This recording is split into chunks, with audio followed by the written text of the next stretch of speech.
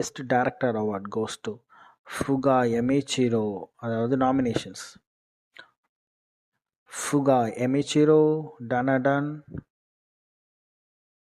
ஹரோ Sotozaki, Demon Slayer, Keiichiro Saito, Frieren beyond journey's end, Megumi Ishitani, one piece fan letter, Norihiro Naganuma, the apothecary diaries, Yoshihiro Miyajima, delicious in dungeon. ஆக்சுவலாக இதில் winner யாருன்னா வச்சுக்கோங்களேன், fair and தான் தருவாங்க. ஆனால் அந்த director வந்து அவரோட ஆக்சுவலாக இந்த ஆனிமே எடுக்கிற டேரக்டர்ஸாக இருக்கட்டும் எல்லாம் பார்த்தீங்கன்னா அந்த கேரக்டருக்குள்ளே இன்வால்வ் ஆனால் தான் அவ்வளோ அப்படி எடுக்க முடியும். அதுக்கு பெஸ்ட் எக்ஸாம்பிள் சொன்னோன்னா இவர் கெச்சிரோ சைட்டோ தான். ஏன்னா அவர் வரக்குள்ளே அவரோட அந்த பொம்மையை எடுத்துகிட்டு வருவார்.